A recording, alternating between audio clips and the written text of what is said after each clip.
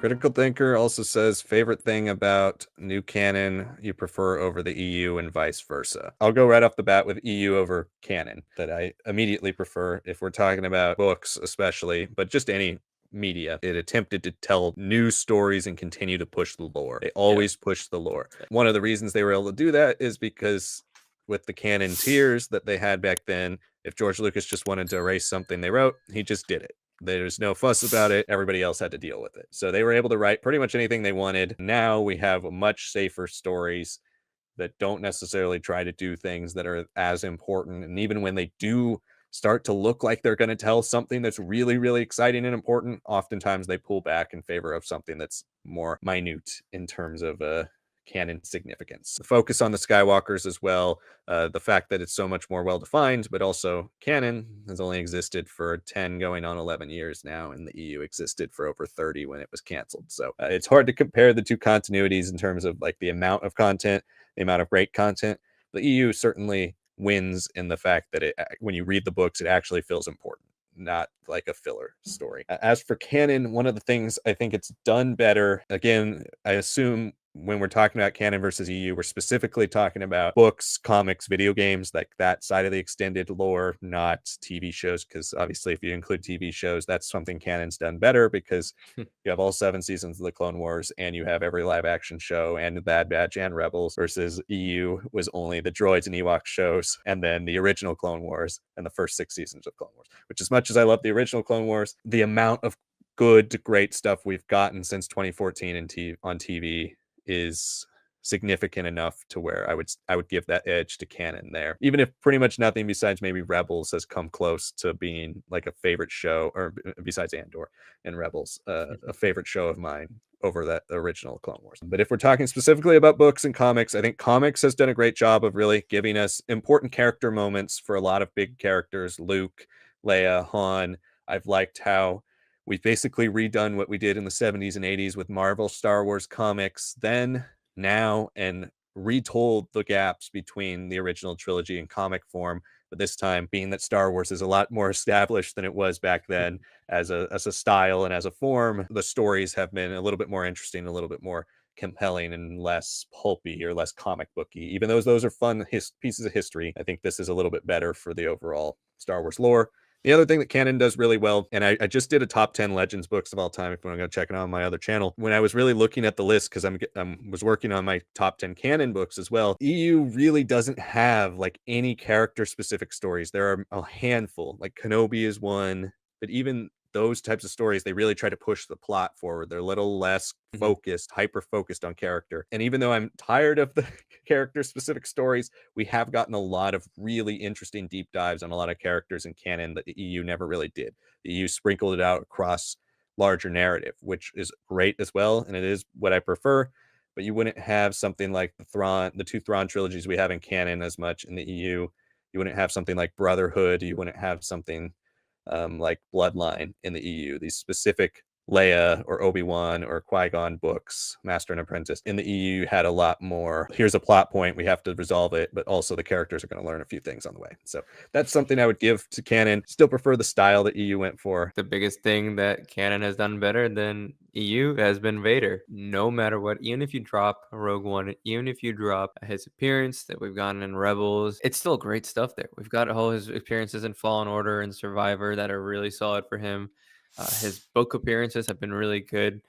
The comics, I think, even if you don't love the 2020 run, I think they've been a lot sharper and a lot stronger about what they're trying to say about his character as a whole than, some of the fun ones that we got, like Darth Vader and Ghost Prison. That's all cool and all, but it's not even really about him. He just happens to be a character. One thing that EU, especially after like 2005, really started doing is that any character has some sort of MacGuffin or some sort of way of coming up against Vader and like keeping him on his back foot until he, inevitably wins. But I really dislike that because you made Vader just seem like, I mean, ironically, his version that he has in Episode 4, the original Star Wars, where he's just villain of the day, right? And that's never how Vader should be, especially after Empire. Canon has done Vader right, and we're in a position now that there can be so many new stories about Vader, and I would still be excited. EU, I agree, like Liam said, stories had more weight for sure. But I think one thing that kind of comes with canon being very steady about the type of stories that it's telling is that they sometimes don't really go as dark as they want to be. I think Dark Disciple is a good example of like when they took that original scripts and then they made it a little bit darker, a little bit more sensual. And I thought that really worked for that story and elevated it in the confines of its medium, right? I don't think that really happens for the most part. I think there's some great exceptions, great character focuses, but we're not getting these larger stories with multiple characters where you get to see something devastating happen. You get to see some crazy things happening in their mind. I don't know. I don't feel like canon has really done that unless they're focused on a main central character's novel like a Bloodline. For the EU, that is a little bit more pulpier. You see a big difference between the Bantam level storytelling and New Jedi Order, but you could still see some crazy interesting shifts up and down. I don't think I really see that from canon as much. That's why when I'm seeing stuff like Path of the Lightsaber and all that, now it does feel like there's a little bit more of a willingness to adapt like the best parts, the flexibility of each medium. So I'd like to see the same thing happen with books where we have these larger stories and it happens, to be that each book can be very different vibes and different feelings and different genres that they're pulling from. The closest besides those character novels that we get is the High Republic, but I feel like it's always kind of tiered out to like, okay, we know to expect this from the adult novels at this point. We know to expect this from the young adult. We know to expect this from the junior reader. So when something like a temptation of the force happens, you're like, great, there's some romance here. This is different. This is pretty unique. But it's also coming at a point where you've already built up so much expectation and now you're expecting plot to start really kicking in for phase three. And you're like, is this really the time to make this work? Is this maybe something that should have been more of like a young adult novel or a comic series or something? They're so consistently sure about what they're doing with each book and the tone that they kind of miss out like just how much they can stretch out. That's what I hope that they get to do a little bit more so that we don't have to be sequestered into like here's a whole initiative and here's a character one-off novel. If we start getting more trilogies and stuff like Alexander Freed does, then I think the EU superiority kind of starts fading a little bit. I mean, I couldn't agree with you more on the taking big swings. That's the main thing I just want from canon. I think High Republic has been a pretty good start. Unfortunately, with the High Republic, the one negative is the fact that whenever you go back in time, whenever you do prequel stories, ultimately we know where the outcome is. Fortunately, we don't know what's going to happen to these characters, but the negative is you kind of overall know where the galaxy is going. It's not going to have the main like lore impact, but again, one thing canon's done well, character, and you can have big character impact. I just want them to take bigger swings too. I think they just need to decide what they want to do and just commit. I know they're afraid to commit because they want to save Luke and Leia and Han and all those characters for a possible show one day, or whether they recast, whether they have the technology to do deep fakes. No matter what it is, they want to save them. And they've made that very clear by the fact that they keep doing deep fakes. At some point, you got to rip the band-aid off and just say, are we going to do it or are we not? Because one of the reasons EU was so beloved is because they often took our big characters and did big things with them. And canon just refuses to do that. And it makes me not get that excited when you have like a Han Solo book coming out because you know it's just not going to be that important. I definitely agree that Vader has been more of a character in canon. Like, I think one of the things, especially if you want to compare Vader comics in canon to Vader comics in later Legends, when you had those miniseries, was that in those books, Vader was a little less of a character. He was more a part of the story, but you don't get behind the mask as much. And canon found a really good formula for making Vader a lead character while also keeping the spirit of the scary, intimidating villain version of Darth Vader. If we were talking about like how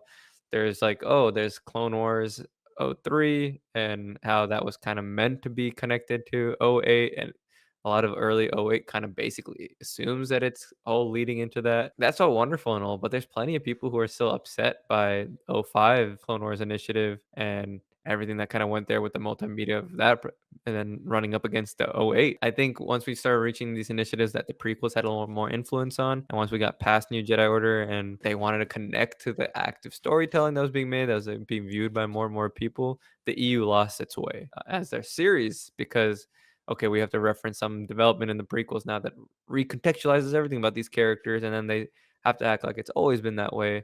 And I can't blame them there. But then, do I really think a Fate of the Jedi should handle the Blade of Mortis storyline? Like, no. Again, I'm not saying it's not a bad idea to have brought in these prequel ideas.